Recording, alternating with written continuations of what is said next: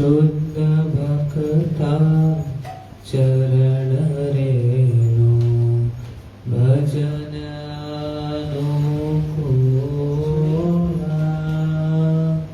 शुद्ध भक्ता चरण रेणु भजन अनुकूला भक्त सेवा परम सिद्धि प्रेमलती कार्यमूला भक्त सेवा परम सिद्धि प्रेमलती कार्यमूला माधव के भगवती जननी जतने पालने कोरी माधव भगवती जननी जतने पालने कृष्णा वसति मोरे कृष्णा वसति मोरे परम आदरे मोरी परम आदरे मोरी गौर हमारे सब स्वामी करल भामन रांगे गौर हमारे सब स्वामी करल भामन रांगे ते सब स्थान हेरि गोवामी ते सब स्थान हेरि गोवामी प्रणय भगत संगे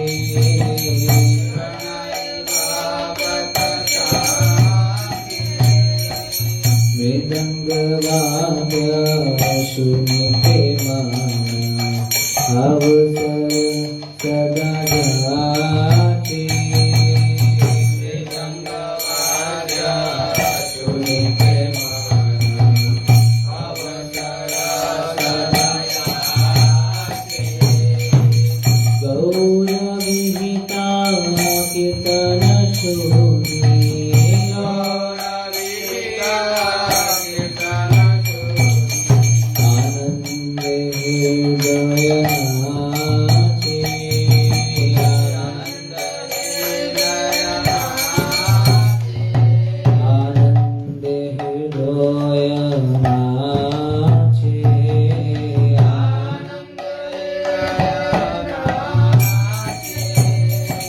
युगल मूर्ति देखिया मोरा परम आनंद हाय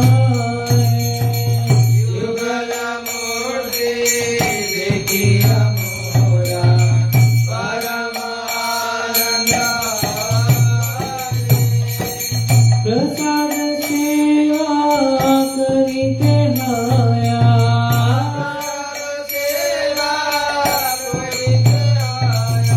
सकल प्रपंच जाए सकल प्रपंच जाए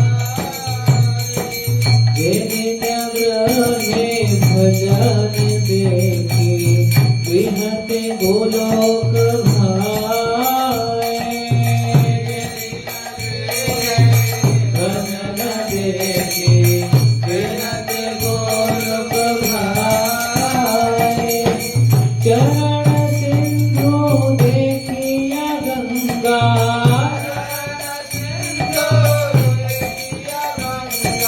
सुख नासी माता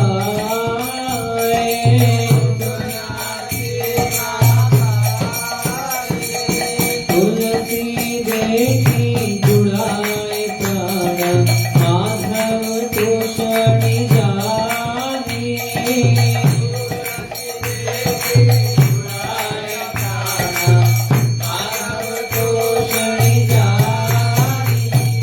गौर प्रिया शास्त्र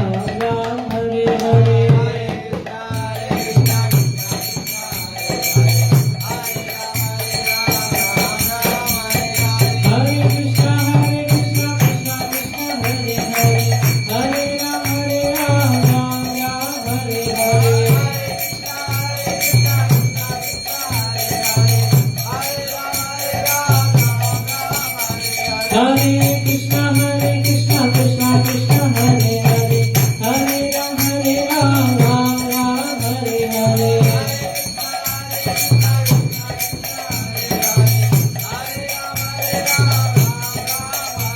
हरे कृष्णा कृष्णा कृष्णा हरे हरे, हरे राम राम राम हरे हरे।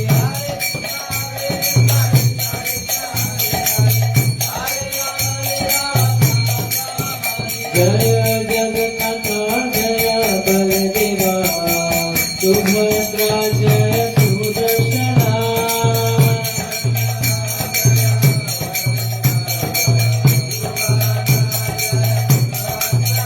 जय राधा माधव राधा माधव श्री राधे।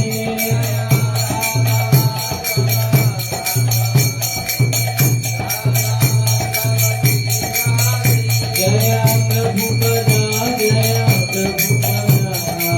प्रभुपदा श्रीला प्रभुपादा।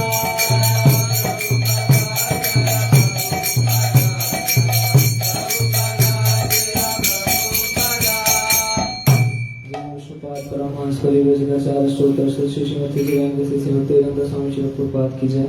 जय विष्णुपाद परमहंस परिव्रजकाचार्य स्तोत्र श्री श्रीमती दिव्यांग भक्ति सिद्धांत सरस्वती ठाकुर श्री प्रभुपाद की जय।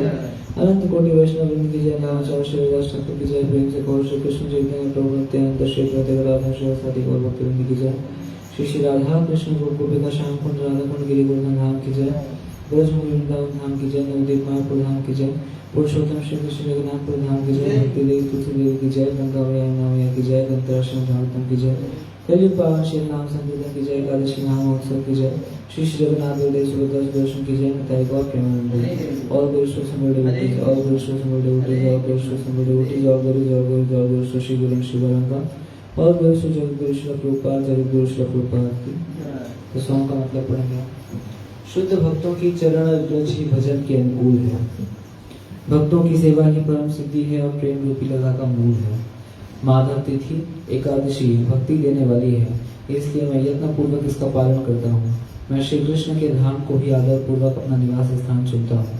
मेरे गौर सुंदर ने जिन जिन स्थान में भ्रमण किया, मैं भी प्रेमी भक्तों के साथ उन स्थानों का दर्शन करूंगा। मृदंग की मधुर ध्वनि को सुनने के लिए मेरा मन सर्वदा ललायित रहता है तथा श्री गौर सुंदर द्वारा प्रवर्तित कीर्तनों को सुनकर आनंद से भरकर मेरा हृदय नाचने लगता है। युगल मूर्ति का दर्शन कर मुझे परम आनंद प्राप्त होता है। महाप्रसाद का सेवन करने में मैं माया को भी जीत लेता हूँ। जिस दिन घर में भजन कीर्तन होता है उस दिन घर साक्षात गोलोक हो जाता है। श्री भगवान का चरणामृत और श्री गंगा जी के दर्शन करके तो सुख की सीमा ही नहीं रहती। माधव प्रिया तुलसी का दर्शन करके तापों से दग्ध हुआ हृदय सुशीतल हो जाता है। गौर सुंदर के प्रिय साग का आस्वादन करने में ही मैं जीवन की सार्थकता मानता हूँ। कृष्ण भजन के अनुकूल जो भी प्राप्त होता है उसे भक्ति विनोद प्रतिदिन सुखपूर्वक ग्रहण करता है। भक्ति विनोद ठाकुर की ओम ज्ञानतिमिरान्धस्य ज्ञानाञ्जन शलाकया चक्षुरुन्मिलितं येन तस्मै श्री गुरुवे नमः। श्री चैतन्य मनोभीष्टं स्थापितं येन भूतले स्वयं रूपकलामयं ददाति स्वपदान्तिकं वन्देऽहं श्री गुरु श्री युगावतकमलं श्री गुरुं वैष्णवांश्च श्री रूपं साग्रजातं सहगणरघुनाथं विदग्धं सजीवं साद्वैतं सावधूतं परिजनसहितं कृष्ण चैतन्य देवं श्री राधा कृष्ण पादान् सहगणललिता श्री विशाखान्वितांश्च। हे कृष्ण करुणा सिन्धु दीनबन्धु जगत्पते गोपेश गोपिका कान्ता राधा कान्ता नमोस्तुते। तप्त कांचन गौरांगी राधे वृंदावनेश्वरी वृषभानुसुते देवी प्रणमामि हरिप्रिय वाञ्छा कल्पतरुभ्यश्च कृपा सिन्धुभ्येव च पतितानां पावनेभ्यो वैष्णवेभ्यो नमो नमः। जय श्री कृष्ण चैतन्य प्रभु नित्यानंद श्री अद्वैत गदाधर शिवासादि गौर भक्तवृंद। हरे कृष्ण कृष्ण कृष्ण हरे हरे, हरे राम राम राम हरे हरे। नमो विष्णुपादाय कृष्ण पृष्ठाय भूतले श्रीमते भक्ति वेदांत स्वामी इति नामिने। नमस्ते सरस्वती देवी गौरवाणी प्रचारिणी निर्विशेष शून्यवादी पाशातदेशतारिणी। मूकं करोति वाचालं पङ्गुं लङ्घयते गिरिं यत्कृपातमहं वन्दे श्रीगुरुदीनतारिणं श्रीचैतन्येश्वरं परमानन्दमाधवम्। हरे कृष्ण। आप सबका बहुत बहुत स्वागत है प्रातःकालीन श्रीमद् भागवतम सत्र में, जिसमें आज हम पढ़ेंगे श्रील प्रभुपाद लीलामृत प्रकरण 10। अध्याय का नाम है आवश्यकता की यह महत्वपूर्ण घड़ी। तो श्रीमद् भागवतम में से एक श्लोक दिया हुआ है यहाँ पे। वो पढ़ेंगे। तात्पर्य में से दिया ये विषय वस्तु को उपयुक्त भाषा में, विशेषकर एक विदेशी भाषा में प्रस्तुत करने की हमारी योग्यता सचमुच विफल रहेगी और उसको सही ढंग से प्रस्तुत करने के हमारे सच्चे प्रयत्नों के बावजूद हमारी भाषा में बहुत सी साहित्य त्रुटियां हो सकती हैं।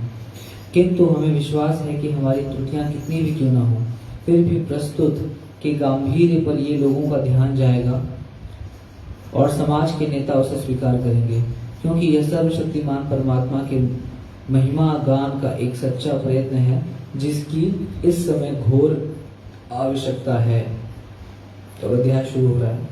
भक्तिवेदांत स्वामी ने केशव मठ के कुछ भक्तों को साथ लेकर प्रचार के लिए आगरा, कानपुर, झांसी और दिल्ली की अल्पकालिक यात्रा की, लेकिन वे अपने स्थान वंशी गोपाल जी मंदिर को शीघ्र लौट आए। अब उन्हें अभय बाबू कोई नहीं कहता था। मित्रों के बीच भी वे स्वामी जी या महाराज जी हो गए थे। वे प्राय स्वामी भक्तिवेदांत जी, स्वामी महाराज, केसी भक्तिवेदांत स्वामी आदि संबोधनों से पुकारे जाते। लोग तुरंत उन्हें साधु मानने लगे और सम्मान देने लगे। इतना होने पर भी उनकी मूलभूत समस्याएं ज्यों की त्यों थीं। वे लिखना चाहते थे और उसे प्रकाशित करना चाहते थे, लेकिन उनके पास धन नहीं था। वे भगवान के संदेश को प्रसारित करना चाहते, लेकिन कोई सुनने वाला नहीं था। उनके स्वामी हो जाने से इन चीजों में कोई अंतर नहीं आया था। देखिए ये बहुत महत्वपूर्ण है। इसमें क्या लिखा है, प्रभुपाद जी भी सन्यासी बन गए हैं, लेकिन ऐसा नहीं है कि कोई सन्यासी बन गया तो उसके जीवन की सारी समस्याएं खत्म हो जाएंगी। ऐसा नहीं होने वाला है। ऐसा नहीं कि भक्ति में आने के बाद सारी समस्याएं सॉल्व हो जाएंगी। क्यों? कोई बोलेगा तो कोई फायदा क्या भक्ति में आने का, जो समस्याएं नहीं सॉल्व हो रही। तो फायदा ये है भक्ति में आने का। प्रभुपाद जी बताते हैं श्रीमद् भागवतम के तत्तेनुकंपा सुसमीक्षमानो भुंजान एवात्म कृतम विपाकम, इस श्लोक के तात्पर्य में कि जब भक्त भक्ति करता है और भक्ति के नियमों को तीव्रता से पालन करना शुरू कर देता है, तब भी उसके जीवन में जो कष्ट आता है वो उस मूल्य की तरह है जो मूल्य चुकाना पड़ता है किसी स्थान पे जाने के लिए। तो भक्ति में शुद्ध होने के बाद किस स्थान पे पहुंच जाएगा भक्त? गोलोक, भगवान के जगत पहुंच जाएगा, जहाँ पे कोई समस्या नहीं होगी। लेकिन जैसे इस संसार में हम देखते हैं कि किसी भी स्थान में जाने के लिए क्या देना पड़ता है? पहले मूल्य देना पड़ता है। तो ठीक इसी प्रकार श्रील प्रभुपाद जी बताते हैं उस श्लोक के तात्पर्य में कि भक्ति करके शुद्ध होकर के भगवान के धाम में जाने के लिए जो मूल्य देना पड़ता है, वो भक्त के जीवन में जो आने वाला कष्ट है वो मूल्य है। ऐसा बताते हैं प्रभुपाद जी। तो हम देख रहे हैं कि प्रभुपाद के खुद के जीवन में भी जो उनकी मूलभूत समस्याएं थी वो कुछ बदली नहीं, वो वैसे ही रही। उनके स्वामी हो जाने से इन चीजों में कोई अंतर नहीं आया था। जब एक पुस्तकालय अध्यक्ष ने भक्तिवेदांत स्वामी को सलाह दी कि वे पुस्तकें लिखें, क्योंकि वे स्थायी होती हैं, जबकि समाचार पत्र एक बार पढ़ने के बाद फेंक दिए जाते हैं, तब उन्हें लगा कि इस व्यक्ति के माध्यम से उनके आध्यात्मिक गुरु ही बोल रहे हैं। तो एक बार उनको एक व्यक्ति ने बोला था कि आप क्या करिए, आप अखबार मत लिखिए, आप क्या लिखिए, पुस्तक लिखिए। क्योंकि मैगजीन अखबार तो लोग पढ़ के क्या करते हैं, फेंक देते हैं। आप पुस्तक लिखेंगे तो कोई अगर लेगा पुस्तक तो हमेशा उसके पास रहेगी। तब उन्हें लगा कि इस व्यक्ति के माध्यम से उनके आध्यात्मिक गुरु ही बोल रहे हैं। तब भारतीय सेना के एक अधिकारी ने भी, जिसे बैक टू गॉड पसंद थी, यही बात कही। भक्तिवेदांत स्वामी को प्रतीत हुआ कि यह सब उनके आध्यात्मिक गुरु उनके लिए उद्घाटित कर रहे हैं।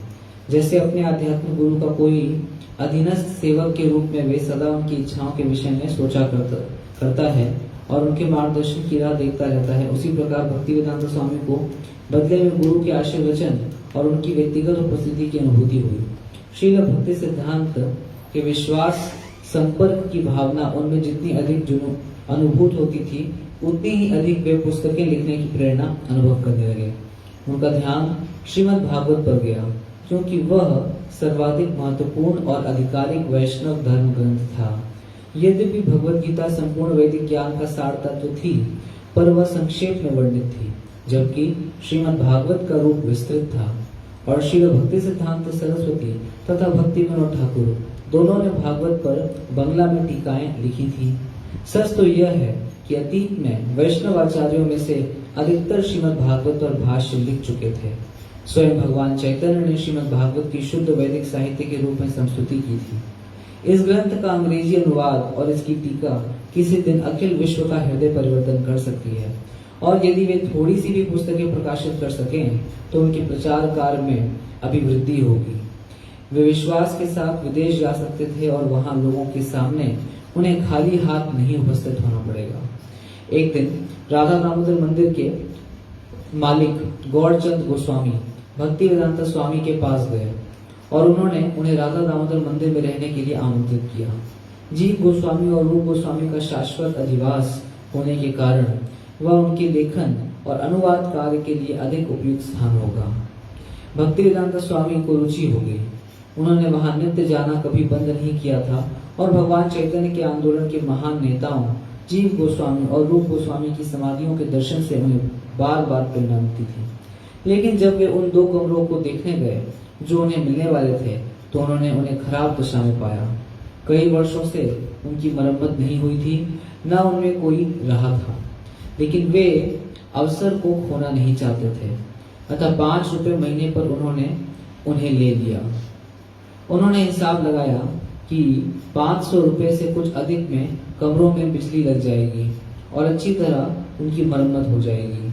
जब यह सब हो जाएगा तो वे उनमें रहने के लिए जा सकेंगे। भक्ति वेदांता स्वामी को आमंत्रण शुभ लगा। वहां रहते हुए वे श्रीमद् भागवत के अंग्रेजी अनुवाद की नई योजना में सहायता प्राप्त कर सकेंगे। वृंदावन के सभी मंदिरों में से राधा दामोदर मंदिर में 6 गोस्वामियों और उनके अनुयायियों के मौलिक लेखों के सबसे बड़ा संग्रह था। वहां 2000 से अधिक पृथक पांडुलिपियां थी। बहुत सी पांडुलिपियां 300 और कुछ 400 वर्ष भी पुरानी थी। भक्ति वेदांता स्वामी प्रतीक्षा करने लगे कि किसी दिन वहां श्री रूप गोस्वामी और श्री जीव गोस्वामी के साहचर्य में रहने और सेवा करने का अवसर मिलेगा। अभी वे वंशी गोपाल मंदिर में रहेंगे और जो कुछ धन उनके साथ लगेगा, उनके हाथ लगेगा, उससे राधा दामोदर मंदिर की कमरों के धीरे धीरे मरम्मत कराएंगे। तो इससे पहले राधा दामोदर मंदिर में रहने से पहले प्रभुपाद जी वंशी गोपाल मंदिर में रह रहे थे और फिर अभी राधा दामोदर मंदिर में हमने देखा ये प्रभुपाद जी का रूम, तो वहां के लिए इन्विटेशन का यहाँ पे आ रहा है कॉन्टेक्स्ट कि वहां के जो चीफ थे, वहां के जो हेड थे, उन्होंने प्रभुपाद जी को आमंत्रित किया कि आप राधा दामोदर मंदिर में आकर के रहिए। राधा दामोदर मंदिर सबसे विशेष तो है ही है, उसको माना जाता है कि पूरे ब्रह्मांड का वो केंद्र है राधा दामोदर मंदिर। क्यों? सारे आचार्यों की समाधियां वहाँ पे, उसको समाधि पीठ भी बोलते हैं। क्या बोलते हैं? आचार्य उनका सभी का समाधि ऑलमोस्ट सारे आचार्यों का समाधि, रूप गोस्वामी का समाधि वहीं पे है, कृष्णदास कविराज गोस्वामी का समाधि वहीं पे है, जीव गोस्वामी का समाधि वहीं पे है। 64 समाधि पीठ बोलते हैं उसको। और भी बहुत सारे जो अन्य गोस्वामी वहाँ पे वृंदावन में और सारे आचार्य हुए, उनका भी बहुत सारा समाधि है। तो हमारे तो मुख्य आचार्य कृष्णदास कविराज गोस्वामी, रूप गोस्वामी, सनातन गोस्वामी का तो वहाँ नहीं है, सनातन गोस्वामी तो शायद राधा मदन मोहन मंदिर में है, और जीव गोस्वामी सबका समाधि वहीं पे है। और वहाँ पे ये जो पांडुलिपियों के बारे में बता रहे हैं, वहाँ पे एक लाइब्रेरी है, मैं तो कभी नहीं गया लेकिन मैंने सुना है वहाँ पे एक लाइब्रेरी है पास में।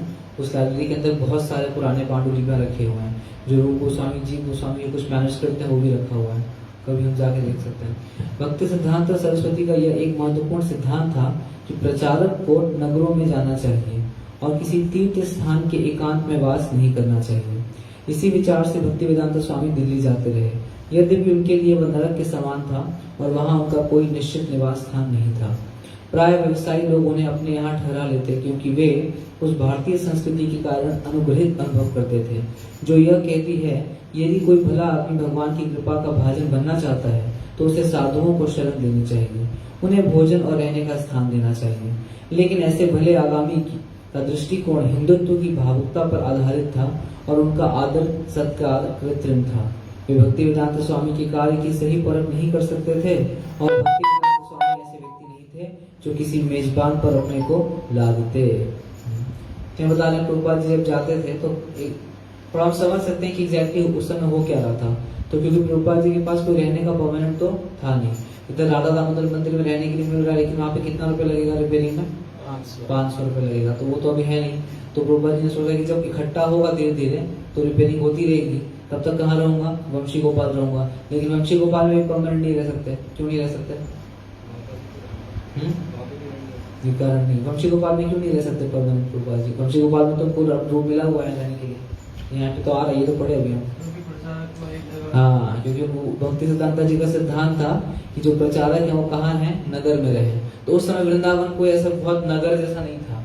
अभी तो एकदम सिटी जैसा दिखता है, अभी भी इतना नहीं दिखता केशी घाट के आसपास जाए, लेकिन जिस समय का ये है उस समय तो कोई ऐसा नगर नहीं था। तो प्रभुपाद जी को पता था कि मैं इस स्थान पे तो नहीं रह सकता परमानेंट, मुझे कहाँ रहना पड़ेगा, नगर में। तो इसीलिए लिखा है, आप स्टेटमेंट आता है, इसीलिए वो दिल्ली आते जाते रहते थे। लेकिन दिल्ली में तो कोई भी स्थान नहीं था परमानेंट, तो दिल्ली में कहाँ रुकते थे, कोई कभी रुका दिया, कोई कभी रुका दिया। लेकिन जो लोग रुका रहे थे उनको कोई प्रचार में सहायता नहीं करनी थी, वो किस लिए रुका रहे थे, बस ठीक है साधु महात्मा है, थोड़ा रुका दो, थोड़ा फायदा होगा, पुण्य मिलेगा, इसलिए। और प्रभुपाद जी का भाव ऐसा था कि वो किसी पे बोझ बनना नहीं चाहते थे। इवन वो अपने से बुला रहे थे तो भी प्रभुपाद जी बोझ नहीं बनना चाहते थे। तब उन्होंने राधा प्रेस के मैनेजर श्रीमान हित शरण शर्मा से बात की। श्रीमान शर्मा लोग लीग ऑफ डिवोटीज के लिए पहले इश्तिहार और लेखन सामग्री छाप चुके थे और भक्तिवेदांता स्वामी किसी अवसर पर उनके घर में ठहर चुके थे। श्रीमान शर्मा ने भक्तिवेदांता स्वामी का परिचय पंडित श्री कृष्ण शर्मा से कराया, जो जातिगत ब्राह्मण और सक्रिय धार्मिक पुरुष थे और दिल्ली के 100 वर्ष पुरानी धार्मिक संस्था श्री नवल प्रेम सभा के सचिव थे। भक्तिवेदांता स्वामी के साहित्यिक कार्यों के प्रति सहानुभूति से प्रेरित होकर कृष्ण पंडित ने उन्हें पुरानी दिल्ली के छिपीवाड़ा के पास राधा कृष्ण मंदिर में एक कमरा रहने के लिए दिया। अब भक्तिवेदांता स्वामी को दिल्ली में एक स्थायी कार्यालय मिल गया। तो अब जाके मिला, अभी तक तो कुछ भी नहीं था स्थान, अभी तक तो कभी कहीं रुक गए, कभी कहीं रुक गए। ये हित शरण शर्मा जी ने उनकी भेंट करवाई थी ये नवल प्रेम सभा के सचिव से, और उन्होंने छिपीवाड़ा मंदिर जो अभी हम देखते हैं, अब तो उसको आपको मिल गया वो स्थान प्रभुपाद जी को दिया। छिपीवाड़ा मंदिर में अभी तो वैसे ही स्ट्रक्चर है, डोम है, छत के ऊपर डोम निकला हुआ है। मथुरा से चलकर गाड़ी चांदनी चौक के निकट पुरानी दिल्ली स्टेशन पर पहुंचती थी। चांदनी चौक की चौड़ी सड़क पर भीड़ एक नदी जैसी उमड़ती रही। रिक्शाओं से सड़क भरी रहती, एक दूसरे के अगल बगल कभी कभी एक दर्जन तथा साइकिल सवार साथ भागते होते। कुछ कम संख्या में ऑटो रिक्शा भी चलते रहते। सारी ढेलों को खींचते हुए आदमी पैदल दौड़ते रहते। कभी कभी भारी बोझों से लदे गधों, बैलों, ऊंटों और हाथियों को हाथ में कोड़े लिए हुए आदमी हाँकते होते। ऐसी भीड़ से भरे चांदनी चौक में होकर भक्तिवेदांता स्वामी लाल किला से आगे छिपीवाड़ा के लिए छोटा रास्ता अपनाते। गौरी शंकर मंदिर के अपने बाएं छोड़ते हुए वे विशाल जामा मस्जिद से आगे एक गली में से निकलते। छिपीवाड़ा के निकट सड़कें और सक्रिय हो जाती। सन 1947 ईस्वी में हिंदुस्तान पाकिस्तान का बंटवारा होने के पहले छिपीवाड़ा मुस्लिम बस्ती थी। बाद में वहां हजारों पंजाबी हिंदू बस गए। छिपीवाड़ा हिंदू मुसलमानों की एक मिली जुली बस्ती बन गई। इतनी घनी बस्ती कि उनकी सड़कों पर मोटर गाड़ियों का जाना मना था। केवल बैल गाड़ियां और रिक्शे ही उसकी सक्रिय भीड़ भरी गलियों में प्रवेश कर सकते थे। अभी भी दिल्ली में जाइए तो ऐसे ही दिखता है। दिल्ली की किसी भी कॉलोनी में जाएं तो इतना पास होता है घर कि आप छत से छत डाल सकते हैं, मतलब ऊपर से कूद लगाए तो सामने चले जाए। दिल्ली की किसी भी कॉलोनी में जाए ऐसे ही बना है वहाँ पे। केवल और किसी क्षेत्र में रिक्शों को भी जाने से रोकने के लिए लोहे के खंभे गाड़ दिए गए थे। सड़कों और गलियों में क्रय विक्रय करने वालों और चलने वाले कामगारों का ऐसा घना जनघट होता कि उनके बीच से किसी साइकिल वाले का भी निकल जाना गड़बड़ पैदा कर देता था।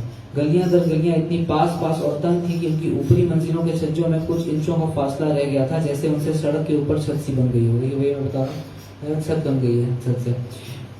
उसके नीचे सड़क पर चलने वालों को आकाश का संकरा खंड भर दिखाई पड़ता था। निजी बाड़ों, दुकानों, गलियों और सार्वजनिक सड़कों का अंतर मिट सा गया था। यद्यपि अधिकतर दुकानों पर साइन बोर्ड हिंदी और अंग्रेजी में लगे थे, कुछ दुकानों के साइन बोर्ड घुमावदार अरबी लिपि में भी थे और काले कपड़ों में पर्दे नकाब वाली स्त्रियां आम दिखाई देती थीं। शहरी जीवन के ऐसे घने भाग में कृष्ण पंडित के राधा कृष्ण मंदिर का सकरा प्रवेश द्वार था, जिस पर गणेश देवता का फलक लगा था और जिसके सादे मेहराबदार साधारण दरवाजे के ठीक ऊपर घोंसला बनाने वाले कबूतरों की एक पंक्ति बैठी थी। मंदिर और उसमें रहने वाले परिवार का वातावरण पड़ोस की कोठरियों से कुछ मिलता जुलता था। यद्यपि मंदिर का कमरा अंधेरा था, किंतु वेदी पर विराजमान राधा कृष्ण के श्री विग्रह भली भांति आलोकित थे। राधा रानी का रंग क्रीम जैसा था। कृष्ण श्याम वर्ण के संगमरमर के और लगभग 2 फुट लंबे थे। ताजे घिसे चंदन के लेप की बिंदियों से उनका श्रृंगार किया गया था और माथे पर पीले चंदन का चिन्ह था। दोनों श्री विग्रह रेशम के परिधान पहने थे। श्री विग्रहों के कमरे के ठीक ऊपर दूसरी मंजिल पर अतिथिशाला था, भक्तिवेदांत स्वामी का कमरा। सीमेंट की दीवारें और फर्श नंगे थे। फर्श के बीच में ऊपर उठा हुआ एक 3 फुट का कंक्रीट से बना सार्पिल पिरामिड था, जो इस बात की सूचना देता था कि श्री विग्रह ठीक उसके नीचे अवस्थित है। तो ये क्यों बना हुआ था? ये डोम क्यों बना था? हाँ, कोई पैर न रखे, क्योंकि डोम के नीचे कौन है? भगवान के विग्रह है। भक्ति वेदांत स्वामी को शीघ्र मालूम हो गया कि उनका कमरा एकांत में नहीं था, वरन उसके अगल बगल अन्य आवासीय कमरे भी थे। दरवाजे के बाहर धातु की एक जाली थी, जो वंशी गोपाल जी मंदिर और केशव जी मठ की जालियों से भी छोटी थी, और जिसके नीचे मंदिर का छोटा सा आंगन होने का पता लगता था। छत पर से शायद ही कोई वृक्ष दिखाई पड़ता था। आसपास की कोठरियों की छतें एक दूसरे से इतनी सटी थी कि ऐसा लगता था कोई चाहे तो एक छत से दूसरी छत से होता हुआ विशाल जामा मस्जिद तक पहुंच सकता था। मस्जिद के बड़े बड़े 3 गुंबद, जिनके अगल बगल उनसे भी ऊंची मीनारें थीं, आम मकानों से ऊंचे दिखाई देते थे। कबूतरों के झुंड उड़कर आते और उन गुंबदों पर बैठते या आकाश में गोलाई में उड़ जाते। कृष्ण पंडित काले रंग का हल्का सूती कोट पहनते थे, जो पंडित नेहरू के द्वारा अंतर्राष्ट्रीय पहचान प्राप्त कर चुका था। वे गांधी टोपी भी पहनते थे, वे अच्छी अंग्रेजी बोलते थे और बातूनी थे। पास पड़ोस में उनकी अच्छी ख्याति थी और लोग उनका आदर करते थे। उन्होंने भक्ति वेदांत स्वामी को भगवान द्वारा प्रेषित के रूप में देखा, ऐसे साधु के रूप में जिनकी उन्हें देखभाल करनी थी, और इस प्रकार एक बार पुनः हिंदू संस्कृति की धर्मपरायणता सिद्ध करनी थी। उन्हें अपने नए अतिथि अच्छे लगे, सीधे साधे, सौम्य, कृपालु और निष्णात वैष्णव विद्वान। कृष्ण पंडित ने कहा कि वे भक्ति वेदांत स्वामी के सनातन धर्म के मिशन का महत्व और दिल्ली में एक कार्यालय की उनकी आवश्यकता को समझते थे, और उन्होंने प्रण किया कि उनके अतिथि को जो भी जरूरत होगी वे उसे पूरा करेंगे।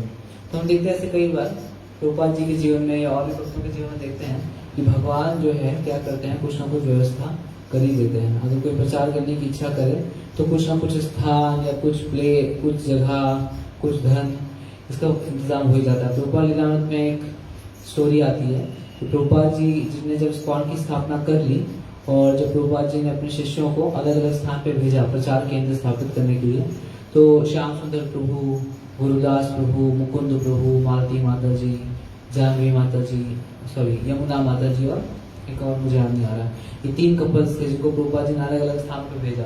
तो एक बार क्या हुआ कि एक स्थान पे एक कपल गया, वहां पे सेंटर किराए पे ले लिया, और सेंटर किराए पे लेकर के तो फिर वहाँ प्रोग्राम शुरू हो गया। तो जब प्रोग्राम शुरू हुआ तो बहुत सारा वहाँ पे प्रॉब्लम आने लगा। अगल बगल वाले पुलिस बुलाते थे, कभी धुआं होता था, कभी आवाज होती थी, इस तरह से कुछ ना कुछ होता रहता था। लेकिन बाद में क्या हुआ कि जितना पैसा था उनके पास वो सारा पैसा खत्म हो गया, तो अब रेंट देने के लिए कोई पैसा नहीं है। तो 1-2 महीने तो वो जो ओनर था, वो लैंडलॉर्ड था, वो ऐसे ही चल रहा था, रेंट नहीं दे रहे थे, ठीक ही चल रहा था, जैसे भी हो रहा था। बाद में क्या हुआ कि बोला ही खाली करो ये जगह, अब बहुत हो गया तुम लोगों का। तो बोले हम कहाँ जाएंगे सारा सामान लेके, छोटे बच्चे थे उनके उस समय, छोटा बच्चा हो गया था। बोले कि तो माता जी हैं, प्रभु जी, हम कहाँ जाएंगे लेकर के सामान। उसने बोला मुझे कुछ नहीं पता, खाली करो नहीं पुलिस बुलाऊंगा। तो ये बोले कि ये खाली नहीं कर रहे थे भक्त लोग, लेकिन उसने किसी भगा दिया, बाहर निकाल दिया, हम लोग धक्के मार के। तो ये सारे भक्त जो है सारा सामान लेकर के कहाँ आ गए, बाहर आ गए। तो जो बाहर आ गए, अब कहाँ जाए कुछ पता नहीं है, लेकिन क्या है गुरु जी की बात पे पूरा विश्वास था कि हमको प्रचार तो करना है। तो ऐसे जा रहे थे और एक बुढ़िया औरत बैठी थी वहाँ पे रास्ते में।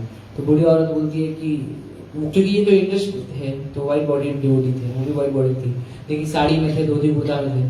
तो ये बुढ़िया औरत बोली कि कहाँ जा रहे हो, कौन तुम लोग। तो ये बताया कि हम यहाँ पे ऐसे हमारा सेंटर था, हमारे गुरु जी ने आदेश दिया था हमें, लेकिन हमारा पैसा खत्म हो गया है, तो अभी हम क्या करें। तो बुढ़िया बोली उन लोगों को कि ठीक है, मेरे घर में तो कोई नहीं रहता, तुम लोग मेरे घर चलो।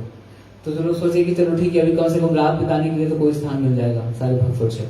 तो ये लोग बोले ठीक है चलते हैं। तो वो बुढ़िया के साथ चले गए बुढ़िया के घर पे। तो कोई उसके घर पे था नहीं, सिर्फ वो बुढ़िया की हुई थी। बाद में वो प्रभुपाद जी को बुलवाए भक्त लोग, प्रभुपाद जी को बुलवाते हैं और प्रभुपाद जी को बुढ़िया से मिलवाते हैं। वो बुढ़िया दे देती है बहुत सारा धन और उनका इंतजाम कर देती रहने का। तो देख रहे हैं किस तरीके से भगवान अरेंजमेंट करते हैं। ऐसा लग रहा था कि वो कहाँ जाते रात में, कहाँ सोते हैं। ऐसे तो कई सारे एग्जाम्पल्स हैं, तो अभी तत्कालीन एग्जाम्पल, पुराने एग्जाम्पल, कई सारे एग्जाम्पल आगे पढ़ेंगे। कृष्ण पंडित ने कहा कि वे भक्ति वेदांत स्वामी के सनातन धर्म के मिशन का महत्व और दिल्ली में कार्यालय की उनकी आवश्यकता को समझते थे। तो हो गया। गोपाल लीलामृत बहुत ज्यादा महत्वपूर्ण है, ध्यान से सुनना चाहिए। तो उन्हें नीचे या ऊपर किया जा सकता था। वे राधा और कृष्ण का एक चित्र लाए जिसे जयपुर के महाराज ने उनके गुरु को दिया था। उन्होंने दीवार के एक आले में चित्र को रख दिया। आला समझते हैं? आला क्या होता है? आला पहले के घरों में गांव में बनाते थे आला में रख दिया चेतन, अब तो नहीं दिखता ये। भक्ति वेदांत स्वामी चाहते थे कि पश्चिम जाने के पहले उन्हें पुस्तक लिखने का एक सुरक्षित स्थान मिल जाए, और भगवान कृष्ण ने उसकी व्यवस्था कर दी थी। अब वे लिखने का कार्य चाहे वृंदावन में करें चाहे दिल्ली में। उन्होंने बैक टू गॉडहेड का प्रकाशन तुरंत ही फिर आरंभ कर दिया, और वे उसमें पहले ही पांडुलिपियों के उदाहरण क्रमबद्ध करने लगे। साथ ही उन्होंने श्रीमद् भागवत लिखना आरंभ किया।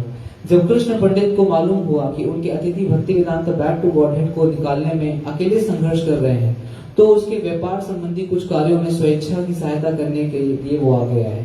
भक्ति वेदांत स्वामी कृष्ण पंडित की हार्दिक सहायता से सचमुच बहुत प्रसन्न हुए, और सराहना स्वरूप उन्होंने उनके नाम के आगे हरि भक्तानुदास जोड़ दिया, जिसका अर्थ था वह जो भगवान के भक्त की सेवा करता है।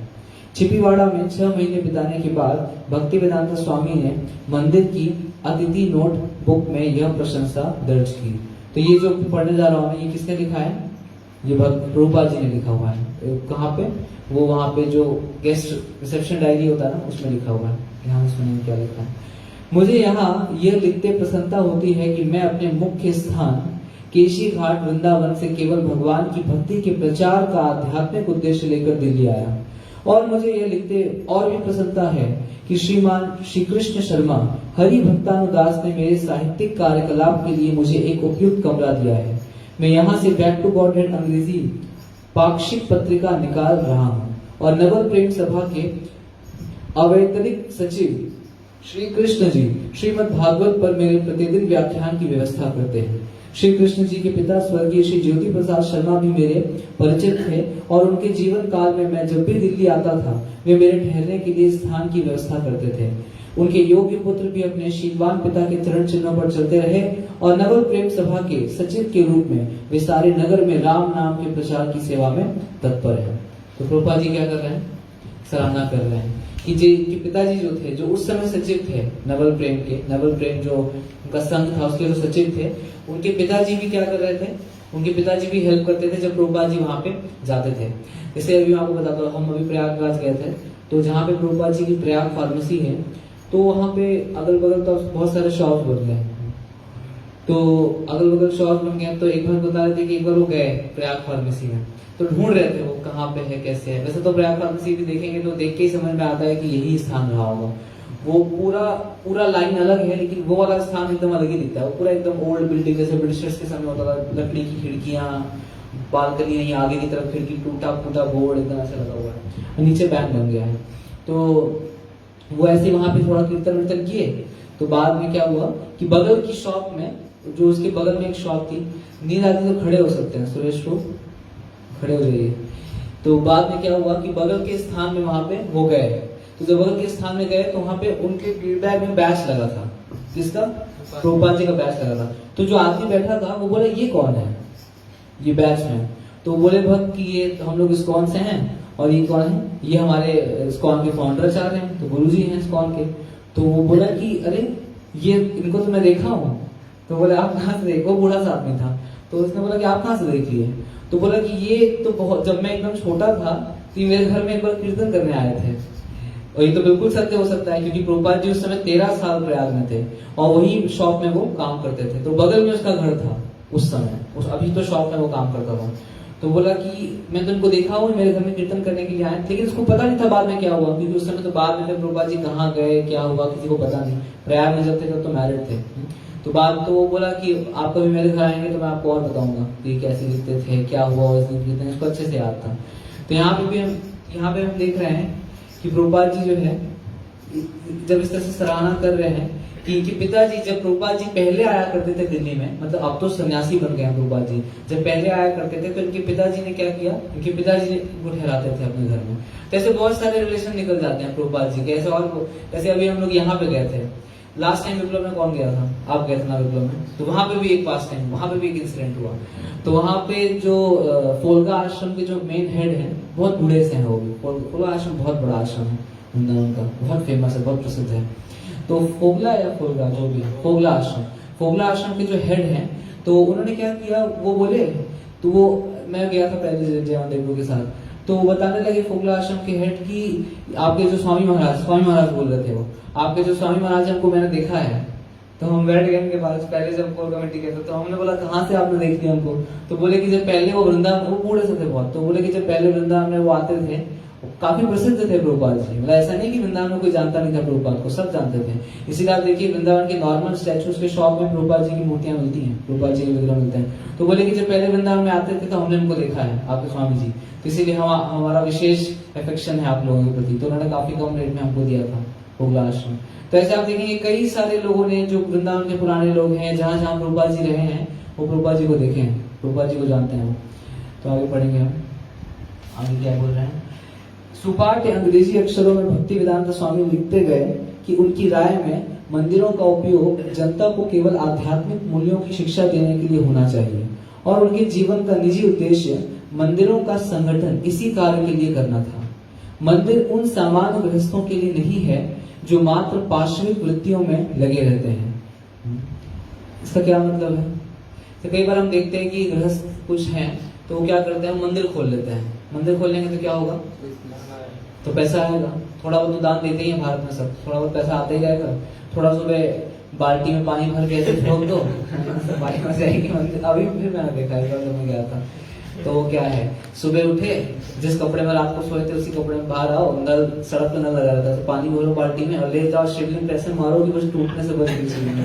ऐसे तो ये क्या, ये इसके बारे में बोल रहे हैं।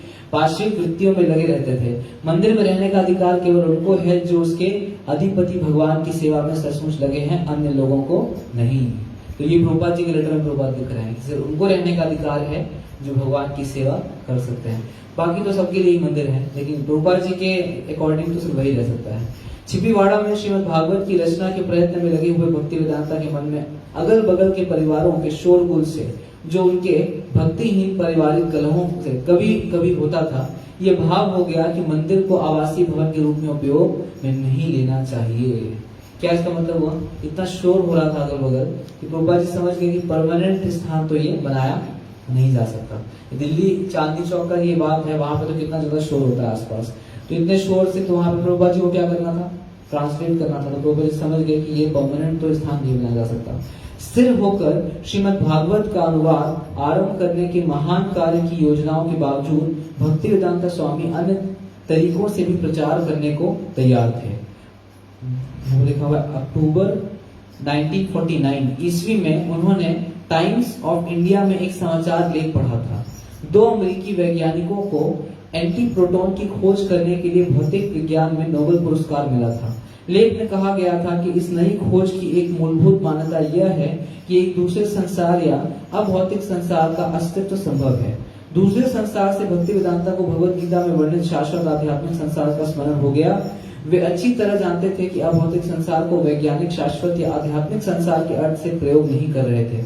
ये बुक पढ़ी है सबने, easy journey to other planets, पढ़ी आपने? उसमें अगर इंग्लिश में पढ़ेंगे या हिंदी में भी पढ़ेंगे, इंग्लिश में बार बार एक वर्ड रिपीट होता है, पूरे बुक में एक वर्ड आ रहा है, एंटी मैटर करके, पूरे बुक में एंटी मैटर।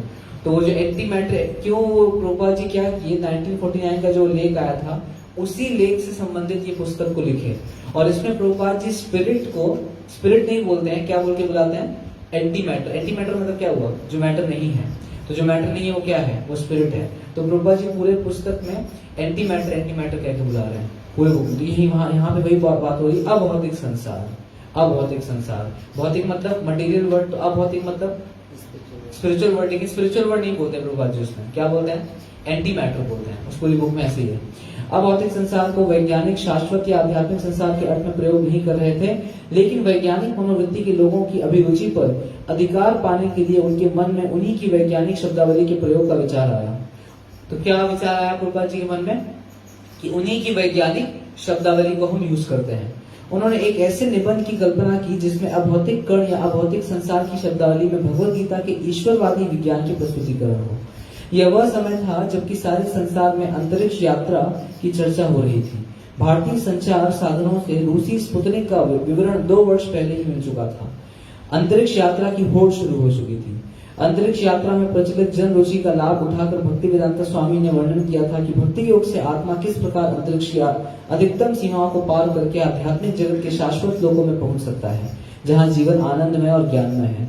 भगवत गीता के श्लोकों के अपने हाल के अनुवाद में उन्होंने उदाहरण दिए जो अभौतिक कण और अभौतिक संसार को परिकल्पना वाले नए भौतिक विज्ञान की भाषा में व्यक्त किए थे। प्रभुपाद जी का हिंदी मतलब प्रभुपाद जी का जितना भी हिंदी किताब है उसका हिंदी बहुत ज्यादा जटिल है, बहुत ज्यादा, तो सुन के समझ नहीं आता एक बार में। Easy journey to other planets, ये बुक है ना प्रभुपाद जी की, easy journey to other planets, अन्य ग्रहों की सरल यात्रा शीर्षक पुस्तक की पांडुलिपि 15,000 शब्दों में पूरी हुई थी। उन्होंने पांडुलिपि राधा प्रेस के हितचरण शर्मा को दिखाई, लेकिन उस छोटी सी पुस्तक का छापने के लिए उनके पास पैसे नहीं थे। तो ये कोई आश्चर्य नहीं, प्रभुपाद जी की लीलानाथ अगर पढ़ेंगे तो प्रारंभिक दिनों में प्रभुपाद जी के पास पैसे ही नहीं होते थे, किसी चीज के पैसे नहीं होते थे। बुक छापने का पैसा नहीं है, प्रसाद पाने का पैसा नहीं है, ट्रैवल करने का पैसा नहीं है, जिस रूम में रहना है उस रूम को परमानेंट वहां पे खरीदने का पैसा नहीं है, रिपेयरिंग का पैसा नहीं, पैसा ही नहीं है। बस एक ही चीज है प्रभुपाद जी के पास, क्या? दृढ़ संकल्प, भगवान के नाम का प्रचार करने का, पैसा ही नहीं है। जनरली तो ऐसा देखा गया है कि अगर कोई व्यक्ति प्रचार करे तो भगवान आराम से पैसे का इंतजाम कर देते हैं, जो प्रभुपाद जी के जीवन में होगा भी। लेकिन प्रारंभिक जो समय है प्रभुपाद जी का बहुत कड़ा है। जैसे देखिए इस अध्याय का स्टार्टिंग में हमने पढ़ा, बहुत सारा पेज हो गया, क्या पढ़ा स्टार्टिंग में हमने? ये लिखा था ना यहाँ पे, फिर से पढ़ूंगा मैं। बोल रहे हैं कि लोग तुरंत उन्हें साधु मानने लगे और सम्मान देने लगे। प्रभुपाद जी का संन्यास हो गया, लोग क्या मानने लगे? उन्हें साधु मानने लगे, सम्मान देने लगे। इतना होने पर भी उनकी मूलभूत समस्याएं ज्यों की त्यों थी। वे लिखना चाहते थे और उसे प्रकाशित करना चाहते थे, लेकिन उनके पास धन नहीं था। वे भगवान के संदेश को प्रसारित करना चाहते थे, लेकिन कोई सुनने वाला नहीं था। उनके स्वामी हो जाने से इन चीजों में कोई अंतर नहीं आया था। तो हम क्लियर समझ पा रहे हैं कि ऐसा बिल्कुल भी नहीं है कि सन्यासी बनने के बाद, भक्त बनने के बाद क्या हो जाएगा, सारी समस्याएं सॉल्व हो जाएंगी। ऐसा बिल्कुल भी नहीं। हाँ, उल्टा जरूर दिख सकता है, जैसा कि हम शास्त्रों में देखते हैं। भगवान के जो शुद्ध भक्त हैं उनके माध्यम से देखते हैं कि भगवान के भक्त बनने के बाद तो समस्याएं क्या हो गई, और बढ़ गई और कठिन। और ऐसा देख करके लग रहा है अपेरेंटली ऊपर से कि पहले का जीवन क्या था, वो अच्छा था, अभी कठिन हो गया है। तो जैसे मैंने बताया कि प्रभुपाद जी श्लोक के तात्पर्य में लिखते हैं, प्रत्यनुकंपा सुसमीक्षमानो भुंजान नैवात्मकृतं विपाकम्। प्रभुपाद जी बताते हैं श्लोक के तात्पर्य में कि भक्त के जीवन में जो कष्ट आता है वो कष्ट की तुलना किससे करते हैं प्रभुपाद जी? वो टिकट की किराए से करते हैं। जैसे अगर किसी को यहाँ से स्विट्जरलैंड जाना है तो टिकट खरीदना पड़ेगा, तो टिकट के लिए क्या देना पड़ेगा? किराया देना पड़ेगा। तो स्विट्जरलैंड के मजे लेने हैं तो क्या मूल्य चुकाना पड़ेगा? टिकट का मूल्य चुकाना पड़ेगा। ठीक है, इसी प्रकार प्रभुपाद जी तात्पर्य में लिखते हैं कि भक्तों के जीवन में जो कष्ट आता है वो उस मूल्य की तरह है जो गोलोक प्राप्त करने के लिए उनको चुकाना पड़ रहा है। लेकिन एक बार वो सारा मूल्य चुका दिए तो कहाँ की गाड़ी फिक्स हो गई है? गोलोक की गाड़ी फिक्स हो गई। मूल्य चुकाने का क्या मतलब है? अब कोई पैसा तो हम दे नहीं रहे हैं। मूल्य चुकाने का मतलब है कितनी भी कठिन परिस्थितियों में अगर वो भक्ति ना छोड़े, है ना, 4 नियम पालन, 16 माला जप, प्रभुपाद जी के मिशन में सेवा प्रचार, ये अगर ना से छोड़े, गुरु के आदेश का पालन, श्री गुरु के आदेश का पालन, प्रभुपाद जी के आदेश का पालन, ये अगर ना छोड़े वो किसी भी परिस्थिति में, तो उसको क्या बोलते हैं? वो मूल्य चुका दिया, उसने मूल्य चुका दिया। तो इसीलिए प्रभुपाद जी के इतने सारे स्टेटमेंट्स हैं जहाँ पे प्रभुपाद जी क्या कह रहे हैं, प्रभुपाद जी क्लियर बता रहे हैं ना। देखिए इसमें पेन निकाला ही नहीं, जिसने माला निकाली है भगवान की, पेन लगी है इसमें। खत्म हो गया, पेन निकालना चाहिए जब माला उतारता है तो कर सकता है किसी को गले। तो मूल्य चुकाने का मतलब क्या है? मूल्य चुकाने का मतलब है कि वो भक्ति में डटा हुआ है। इसीलिए प्रभुपाद जी इतने जगह पे बोलते हैं क्या कि अगर कोई जीवन भर भी 4 नियम का पालन और 16 माला का जप कर लिया तो I have keys of the back door of Golok, भगवान के धाम के पीछे का की है। लेकिन इतना आसान नहीं है ये। कोई बोलेगा ये क्या है, 4 नियम पालन तो कर ही रहे हैं हम, 4 नियम पालन तो बाहर आए हुए लड़के भी करते हैं। इतना आसान नहीं है 4 नियम का पालन जीवन भर कर पाना और 16 माला का जब जीवन भर कर पाना। क्योंकि प्रभुपाद जी के बहुत सारे कोट्स हैं जिससे प्रभुपाद जी बताते हैं कि अगर कोई उनके इंस्ट्रक्शंस को फॉलो नहीं कर रहा है, ओवरऑल इंस्ट्रक्शंस को, तो ज्यादा समय तक वो अपने स्थान को मेंटेन नहीं कर पाएगा। कुछ समय तक तो हो जाएगा। हाँ, आप देखिए पतन जो होता है, पतन एक बहुत ब्रॉड वर्ड है ना। कई बार हमको लगता है कि पतन मतलब क्या, अगर कोई पूछे कि पतन फॉल डाउन मतलब क्या, तो कोई लगता है कि फॉल डाउन मतलब कि वो आश्रम से चला गया, फॉल डाउन, या फॉल डाउन मतलब कि वो भक्ति से या 4 नियम पालन जो कर रहा था उससे नीचे गिर गया। फॉल डाउन मतलब वो क्या 16 माला कर ही नहीं पा रहा है। लेकिन आप देखेंगे एग्जैक्टली अगर महान भक्तों से पूछेंगे तो ये नहीं है। अलग अलग भक्तों के लिए पतन की श्रेणी क्या होगी, अलग अलग होगी। जैसे किसी के लिए, जैसे हम माधवेंद्र की हमने पहले भी चर्चा की थी, माधवेंद्रपुरी के लिए को क्या पतन लग रहा था, क्या पतन लग रहा था माधवेंद्रपुरी को, किस चीज के लिए बहुत ज्यादा पीड़ा हो रहा था? माधवेंद्रपुरी, सुनिए माधवेंद्रपुरी की स्टोरी सब। तो माधवेंद्रपुरी को किस चीज के लिए बहुत ज्यादा ग्लानि हो रही थी? हाँ, जब भोग लग रहा था तो वो बस सोच लिए थे। तो हमको होती है इसमें ग्लानि, तो उनके लिए तो उनका स्तर इतना ज्यादा है कि उनके लिए वो है। तो अब हमारे केस में क्या है, हमारे केस में बहुत ही बेसिक स्टैंडर्ड रखा गया है। लेकिन जब प्रभुपाद जी बोलते हैं, एक दिन प्रभुपाद जी का बोट आया था, तो प्रभुपाद जी बोल रहे थे कि जो भी मेरे बताए गए नियमों को ठीक से पालन नहीं कर रहा है उसका पतन निश्चित है, उसका पतन। तो हमको लगता है कि तो हम कभी सोचते हैं ये भी प्रभुपाद जी के नियम को पालन नहीं करता, वो भी प्रभुपाद जी के नियम को पालन नहीं करता, इसका तो कोई पतन नहीं हुआ, ऐसा कभी लग सकता है। लेकिन पतन का मतलब सिर्फ यही नहीं है कि वो कोई मंदिर से चला गया बाहर, हाँ, या फिर वो अभी क्लासेस में आना ही छोड़ दिया। पतन का मतलब ये भी हो सकता है कि वो अब क्या कर रहा है, अब वो ठीक तरीके से पालन नहीं कर रहा है। पतन का मतलब ये भी हो सकता है कि अब कई बार वो भोग लगा करके नहीं खा रहा है। पतन का मतलब ये भी हो सकता है कि अब वो जो रूप गोस्वामी पाद के द्वारा 64 नियम बताए गए हैं उनमें से मैक्सिमम फॉलो नहीं कर रहा है। पतन का मतलब ये भी हो सकता है कि वो अब सुबह नहीं उठ पाता। तो ये पतन बहुत ब्रॉड वर्ड है। हाँ, एक बेसिक तो हम ये समझते हैं कि 4 नियम का पालन और 16 माला का जप, लेकिन ये बहुत ब्रॉड है। तो जो बहुत जो उच्च कोटि का भक्त होगा, अगर वो बेसिक नियम भी पालन नहीं कर पाएगा तो वो क्या मानेगा कि मेरा क्या हो गया है, पतन हो गया, फॉल डाउन हो गया है। फॉल डाउन का अगर इंग्लिश वर्ड भी देखें तो फॉल डाउन का मतलब क्या, नीचे गिर गया ना, कहीं थे वहां से नीचे गिर गए, ये है फॉल डाउन का मतलब। तो मान लीजिए कोई भक्त है, वो पहले जो है कड़ाई से नियम पालन करता था, 4 नियम नहीं और बेसिक, 4 नियम तो कर देते हैं लोग और बेसिक नियम, लेकिन बाद में क्या हो गया, कुछ साल बीतने के बाद वो नियम अब पालन नहीं कर पा रहा, तो क्या हो गया, तो फॉल डाउन ही बोलेंगे ना इसको। और जिस स्थिति पे थे वहां से क्या हो गए, च्युत हो गए, वहां से गिर पड़े, इसी में तो पतन बोलेंगे। हमें क्या है ना, क्योंकि हम लोग सोचते हैं कि सिर्फ फॉल डाउन मतलब कि 4 नियम पालन 16 वाला जब, तो इससे क्या होता है पता है, इससे हम लोग लैक्स हो जाते हैं। कैसे इससे लैक्स होते हैं, कोई बता सकता है? अगर हम ये सोचें कि पतन मतलब सिर्फ 4 नियम पालन और 16 वाला जब अगर कोई छोड़ दे तभी हम मानेंगे इसको फॉल डाउन हुआ, तो अगर ऐसा कोई सोचे तो इससे व्यक्ति लेजी हो जाएगा। कैसे? हाँ, आगे नहीं बढ़ेगा। और क्या, कैसे, इसमें क्या दिक्कत है? सही तो बोल रहा है वो, क्या प्रॉब्लम है, कोई बताएगा? कैसे इस भाव को अगर वो विकसित करे कि सिर्फ देखो यही है, इसी से पतन है, तो कैसे वो बहुत ज्यादा लेजी होने लगेगा धीरे धीरे? अरे तो बहुत सिंपल है, आपको पता नहीं। सिंपल है कि वो मतलब वो सोचेगा कि अभी ये सारी चीजें, ये पतन थोड़ी है। हाँ, ये तो है। तो वो सोचेगा कि पतन थोड़ी है मेरा पतन कब होगा, जब मैं 4 नियम तोड़ूंगा तब पतन होगा, या जब मैं क्या छोड़ दूंगा, बाकी कुछ भी मैं करूँ पतन नहीं। ये सही भाव है, ऐसे भगवान को प्राप्त कर लेगा वो कि 4। तो अब तो बताते हैं, प्रभुपाद जी बोलते हैं chant Hare Krishna and be happy, ये बोलते हैं ना, तो बोलते हैं chant Hare Krishna and be happy. ये जो एंड है ना, इसके अंदर बहुत सारी चीजें हैं, और सिर्फ इतना ही नहीं है कि जब करके चले गए, क्योंकि हो ही नहीं पाएगा अगर बाकी सारे नियमों का कोई पालन नहीं करेगा। तो ज्यादा समय तक जब वो बोले क्यों नहीं हो पाएगा प्रभु जी, जब देखिए ये देखिए जब करता है, देखिए बाहर आते हैं लड़के 16 वाला जब करते हैं, ये तो कोई मॉर्निंग प्रोग्राम में नहीं आते हैं क्या, 16 वाला जब कर रहे हैं ना, दीक्षा भी हो जाएगी, तो क्या दिक्कत है? तो दिक्कत ये है कि उस वाली 16 वाला से भगवान को नहीं प्राप्त करने वाले हैं वो, ये तो क्लियर है, ये प्रभुपाद जी अपने तात्पर्य में बता ही रहे हैं। कौन सी वाली 16 वाला से भगवान को प्राप्त करने वाले हैं? कौन सी वाली 16 वाला से? कोई भी 16 वाला से, वो 16 वाला किस में भगवान प्राप्त हो जाएंगे, तो कौन से 16 वाला से? हाँ, प्राप्त। और कौन से नाम से भगवान प्राप्त होने वाले हैं? कौन? हाँ, शुद्ध नाम से प्राप्त होने वाले हैं ना।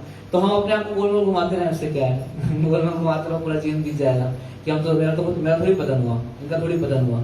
तो वही है, इसीलिए मैं कल वाली क्लास में बता रहा था कि हमारा रोल मॉडल कौन है, ये बहुत महत्वपूर्ण है। तो एक बार एक भक्त बता रहे थे, अभी मैंने कुछ दिन पहले सुना उन प्रवचन में, तो भक्त कह रहे थे कि हम देख सकते हैं कि जो आदर्श भक्त हैं वो कैसे होते हैं, है ना, कि क्या उनका लेवल होता है, और हमको उनका जो है अनुकरण तो हम नहीं कर सकते उनका, लेकिन अनुसरण तो कर सकते हैं। तो भक्त बता रहे थे कि उन भक्त के विषय में मैंने सुना ऐसा, तो अभी वो काफी वरिष्ठ भक्त हैं इस्कॉन में। तो एक बार एक दूसरे भक्त उनसे मिलने के लिए आ रहे थे फ्लाइट से, लेकिन बाई चांस उनसे मिलने नहीं आ रहे थे, मतलब कहीं से उधर से जा रहे थे, लेकिन उस स्थान पे जिस मंदिर में वो थे वरिष्ठ भक्त, तो जिस मंदिर के वो थे अध्यक्ष, तो उस स्थान पे उनका फ्लाइट लैंड किया। तो जो बी भक्त थे वो सोचे कि अभी मैं इस मंदिर के पास आया ही हूँ तो एक भक्त से मिल लेता हूँ, एक भक्त इतने वरिष्ठ हैं और पता नहीं दोबारा कभी मिल पाऊंगा नहीं मिल पाऊंगा। लेकिन बाई चांस क्या हुआ कि उनकी फ्लाइट लैंड करी सुबह लगभग 4:30 बजे, 4:30 पौने 5 बजे। तो वो भक्त ने, हमको पता चल गया था कि सुबह मेरी 4:30 बजे फ्लाइट लैंड करेगी, तो रात में ही उन्होंने एक भक्त को कॉल लगाया और उन्होंने बोला कि प्रभु जी मेरी फ्लाइट जो है सुबह 4:30-5 बजे लैंड करेगी उस स्थान पे जहाँ पे आपका मंदिर है, तो मैं चाहता था कि आपके दर्शन हो जाते, थोड़ा मिल लेता। तो प्रभु जी ने उनको पूछा कि आप कितने बजे मिलना चाहते हैं मेरे से? तो बोले कि प्रभु जी मैं 6 बजे मिलना चाहता हूँ, 6 बजे, 6:15 बजे। तो प्रभु जी बोले कि 6 बजे? तो बोले कि 6 बजे। वो प्रभु जी बोले वरिष्ठ भक्त फॉरगेट इट। क्यों बोले फॉरगेट इट? क्योंकि 6 बजे वो क्या कर रहे होंगे? जब कर रहे होंगे। बोले भूल जाओ। तो बोले प्रभु जी मेरी फ्लाइट तो निकल जाएगी 1 घंटे में। तो बोले चले जाओ, मैं नहीं मिलूंगा। आप देख रहे हैं क्या? तो आप किसी को लग सकता है कहते तो बड़े तो क्रूरता है, तो क्योंकि मिलने का कोई ऐसा वो पर्पस नहीं था कि कोई ऐसी मीटिंग हो रही थी, वो जस्ट मिलना चाहते थे। लेकिन उन्होंने देखिए वो क्या बोले, मैं नहीं मिल पाऊंगा क्योंकि मैं जब से कॉम्प्रोमाइज नहीं कर सकता। एक ये स्तर है और एक स्तर है कि हम सो रहे हैं। सो रहे मतलब जब करते समय नहीं, जब भी और जब में सोना वो ज्यादा बेहतर है बजाय किसके? बजाय किसके कि आप आए ही नहीं जब करने के लिए। आप समझे? सो रहा है, जब में सो रहा है, देखो सो रहा है या जब कर रहे हैं। बाहर के लोग बोलते हैं, मेरे तो कई लोग पूछते हैं कि मैंने तो देखा आपके स्वामी मंदिर गए थे, मैं देखा हम तो सो रहे थे जब में। अच्छा सो रहे थे तो तुम तो बिस्तर पे सो रहे थे, तो जब में सो रहे थे तुम किस पे सो रहे थे? तो बिस्तर किस पे सोना ज्यादा अच्छा है? जब में सोना ज्यादा अच्छा है। आपको सबसे अच्छा था कि जब में भी ना सो, मैं नहीं कह रहा हूँ कि जब में सोना चाहिए, लेकिन तुम तो बिस्तर पे सो रहे थे तो किस पे सोना ज्यादा अच्छा है? जब भी मैं सो रहा हूँ कम से कम वो संघर्ष तो कर रहा है, किसी तरीके से टहल रहा है, कुछ कर रहा है, तो ये समझना चाहिए। तो ठीक है, हम यही विराम देंगे। तो कहने का मतलब ये था, ये मैंने क्यों बताया कि भक्ति में आने की क्लास यहीं से शुरू हुआ था आज का पार्ट, कि भक्ति में आने के बाद भी प्रभुपाद जी के जीवन में बहुत ज्यादा संघर्ष था। उस संघर्ष का हम तात्पर्य समझ पा रहे हैं प्रभुपाद जी की टीका से, जो बता रहे हैं श्रीमद् भागवतम के तथ्यानुकंपा श्लोक के तात्पर्य में। प्रभुपाद जी बोल रहे हैं कि ये जो संघर्ष, ये जो कष्ट है, कष्ट तो है ही है, किसी को नहीं है तो थोड़ा वेट कर ले, उसको भी एक्सपीरियंस होगा। ऐसा तो हो ही नहीं सकता, इस चैनल से कोई ना गुजरे, ये पॉसिबल है ही नहीं। कोई तृणादपि शुनि चिना वाले चैनल को स्किप कर दे, ये पॉसिबल है ही नहीं। अगर ये हो रहा है तो फिर उसकी गाड़ी तो फिर और अभी लंबी चलेगी, कि जितनी जल्दी हो रहा है उतनी जल्दी भगवान को प्राप्त करने का जो रास्ता है वो शॉर्ट हो गया है। तो उसमें प्रभुपाद जी बताते हैं कि ये मूल्य है जो चुकाना ही पड़ेगा भक्त को, अगर उसको टिकट खरीदना है कहाँ का? गोलोक का। तो जो जिनको मूल्य चुकाना पड़ रहा है वो खुश हो जाए, गोलोक शायद प्राप्त हो जाए। जिनको नहीं चुकाना पड़ रहा है वो थोड़ा सोचें कब टिकट मिलेगा, कब पैसा देंगे वो गोलोक जाने का। ठीक है, नहीं विराम देंगे। जय श्री प्रभुपाद की जय, प्रभुपाद जी नाम की। कहाँ पे लाके मैंने छोड़ा?